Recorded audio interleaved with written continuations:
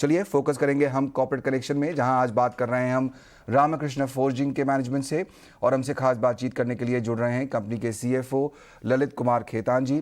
साथ ही market expert भी होंगे जो शेयर पर फंडामेंटल नज़रिया देंगे ताकि निवेश से पहले आपकी तैयारी बेहतर हो। लेकिन मैनेजमेंट से हम चर्चा शुरू करें इससे पहले आपको कंपनी के बारे में एक जानकारी दे देते हैं। रामकृष्ण फोर्जिंग की शुरुआत जो है वो 1981 में हुई थी और ऑटो कंपोनेंट बनाने वाली ये कंपनी है जो भारत में इसके 6 मैन्युफैक्चरिंग प्लांट्स हैं।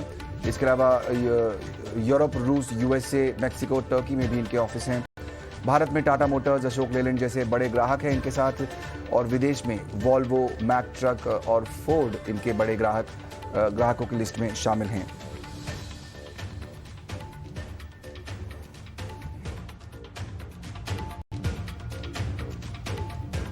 ललित कुमार खेतान जी हमारे साथ जुड़े हुए हैं। खेतान साहब, बहुत बहुत स्वागत ईटी नाउ स्वदेश पर आपका।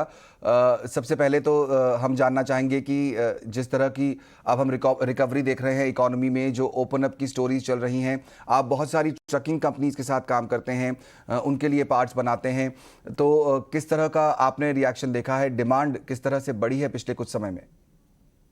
डिमांड काफी अच्छी बढ़ी है पिछले कुछ समय।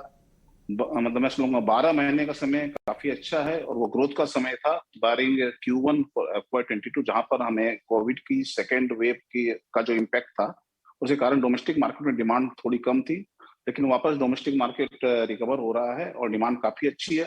एक्सपोर्ट मार्केट में अभी थोड़ा असर है ड्यू टू चिप शॉर्टेज। जो चिप शॉर्टेज की समस्या थी, जो हमें लग रही थी कि अभी बहुत जल्द शॉर्ट हो जानी चाहिए थी, लेकिन अभी तक वो स्थिति पे नहीं आई है। पर हमें भी अभी भी ये उम्मीद है कि अगले महीने तक ये स्थिति में काफी सुधार आएगा और एक्सपोर्ट मार्केट में भी वापस सुधार आ जाएगा। थोड़ा बहुत इम्पैक्ट डोमेस्टिक मार्केट पे भी, लेकिन उतना ज्यादा नहीं है चिप का। और हमें लगता है कि चौथा क्वार्टर Q4 बहुत अच्छा जाएगा, लेकिन Q3 भी ओवरऑल अच्छा है। ओके, किस तरह के आपने नए ऑर्डर्स आते हुए देखे हैं? आप कह रहे हैं डिमांड काफ़ी अच्छी है, जाहिर तौर पर आपने कुछ नए ऑर्डर्स भी यहाँ पर सिक्योर किए होंगे डोमेस्टिक फ्रंट पर और इंटरनेशनल फ्रंट पर। किस तरह के, अगर आप एक नंबर दे पाएं, आपने ऑर्डर्स कंपनी में शामिल किए हैं? प्रोसेस है। हमें हमारे हम अब पिछले क्वार्टर भी देखे तो हमने करीब 600 करोड़ के ऑर्डर अनाउंस किए थे। इस क्वार्टर भी हमने करीब 200-225 करोड़ के ऑर्डर ऑलरेडी मिल चुके हैं, और ये सब क्यूमुलेटिव है, ये लॉन्ग टर्म ऑर्डर होते हैं, ऐसा नहीं कि एक ही बार में सप्लाई करना होता है। और ये प्रोसेस कंटिन्यू है, और आने वाले समय में भी आपको इस तरह के अनाउंसमेंट और ऑर्डर हमको मिलते रहेंगे। और हमें काफी उम्मीद है कि आने वाला समय इस तरह मतलब काफी ग्रोथ ओरिएंटेड और डिमांड में काफी उछाल आएगा, और उससे ऑटो मार्केट और अदर एमएससीबी में काफी अच्छा ग्रोथ दिख रहा है अगले 2 सालों के लिए।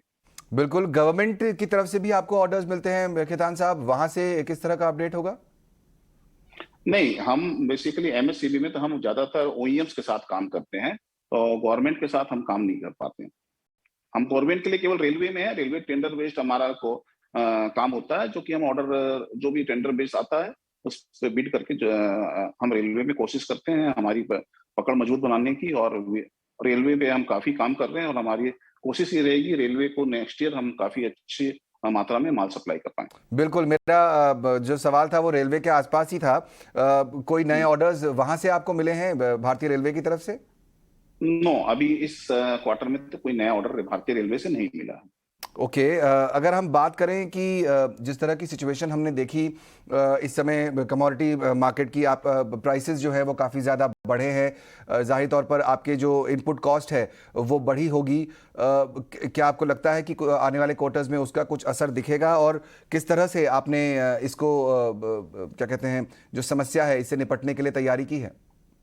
नहीं, निश्चित तौर पे ये प्राइसेस बढ़ रही हैं, इनपुट कॉस्ट और अभी भी बढ़ रही हैं, लेकिन हमारी कंपनी के जो कॉन्ट्रैक्ट हैं हमारे कस्टमर्स के साथ, वहां पर इनपुट कॉस्ट जो रॉ मटेरियल कॉस्ट होता है पूरा पास थ्रू होता है, और हम सक्सेसफुली इस कॉस्ट को पास ऑन कर देते हैं कस्टमर को। इसलिए हमारे मार्जिन्स पे इसका कोई इम्पैक्ट नहीं होता।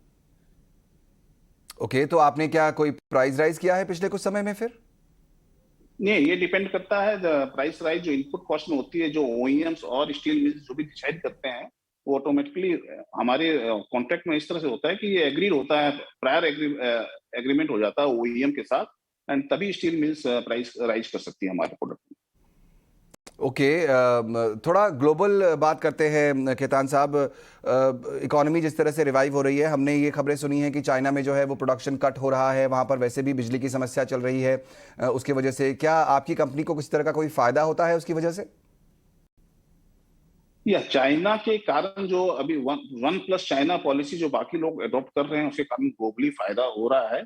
और हमारी कंपनी को भी ग्लोबली अच्छे ऑर्डर मिल रहे हैं और नए प्रोडक्ट डेवलपमेंट करने का मौका मिल रहा है एग्जिस्टिंग कस्टमर्स के साथ, और नए कस्टमर भी ऐड हो रहे हैं। तो सडनली एक्सपोर्ट्स में ग्रोथ काफी अच्छा है।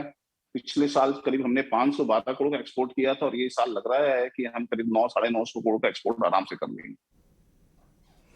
ओके, इसी के साथ आपने रशिया और यूरोप में कुछ ऑफिसेज खोले हैं।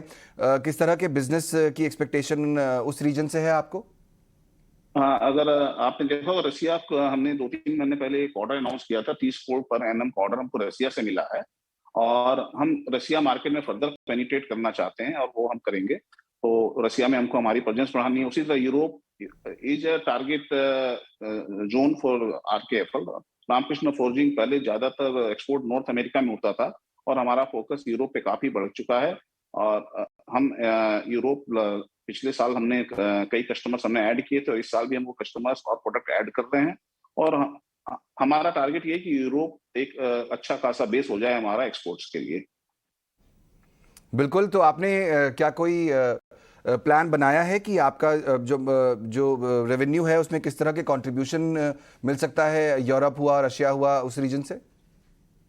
यूरोप हमारे पूरे रेवेन्यू मॉडल में कम से कम 30 से 35% कंट्रीब्यूट करेगा एक्सपोर्ट्स का। एक्सपोर्ट्स के जितने रेवेन्यू होगा सब 30 से 35% हम सोचते हैं कि अगले साल से यूरोप कंट्रीब्यूट करने लगेगा।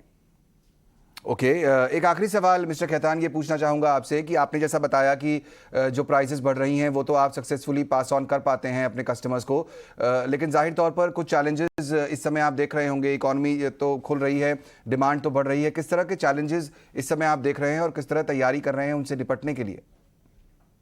अभी देखिए लेटेस्ट चैलेंज जो अभी ओमिक्रॉन को लेकर लोगों के दिमाग में था और काफी कुछ लग रहा था कि शायद तीसरी लहर आ सकती है। लेकिन अभी काफी कुछ हद तक लग रहा है कि ये वायरस उतना खतरनाक नहीं है जो डेल्टा वेरिएंट था। तो अभी थोड़ी लोगों को मन में मेरे ख्याल से सहजता आई है ओमिक्रॉन को लेकर, लेकिन फिर भी हमें सतर्क रहना चाहिए। बिजनेस का माहौल हमें अच्छा ही लग रहा है। दिसंबर महीना थोड़ा सा क्या होता है कि एक्सपोर्ट्स के लिए एक्सपोर्ट्स में लोग काम कम करते हैं तो थोड़ा कम होता है और हमारे जो इशू चल रहे हैं उसका इम्पैक्ट है। अदरवाइज जनवरी से लेके हमें मार्केट बहुत अच्छा लगता है और हमें काफी अच्छी ग्रोथ की उम्मीद है जनवरी से। बिल्कुल, बहुत बहुत शुक्रिया खेतान साहब आज ईटी नाउ स्वदेश पर जुड़कर हमसे ये चर्चा करने के लिए। ललित कुमार खेतान साहब यहाँ पर सीएफओ रामकृष्ण फोर्जिंग के बताते हुए किस तरह कंपनी का परफॉर्मेंस चल रहा है और आने वाले दिनों में किस तरह की तैयारी है। यूरोप और रशिया ये वो रीजन है जहाँ पर अब कंपनी फोकस कर रही है। करीब 30% तक रेवेन्यू वहाँ से आने की उम्मीद है। नए ऑर्डर्स मिल रहे हैं। जिस तरह से प्राइसेस बढ़ रही हैं उस प्राइसेस का प्रेशर कंपनी के मार्जिन पर नहीं दिख रहा है क्योंकि वो सक्सेसफुली पास ऑन कर पा रहे हैं अपने कस्टमर्स को। वो एक बड़ी बात उन्होंने बताई है यहाँ पर। तो आने वाला समय उनको लगता है कि जिस तरह से इकोनॉमी खुल रही है, जिस तरह से डिमांड बढ़ रही है, ये समय उनकी कंपनी के लिए बेहतर होगा। नए ऑर्डर्स भी मिलेंगे। कंपनी पर किस तरह का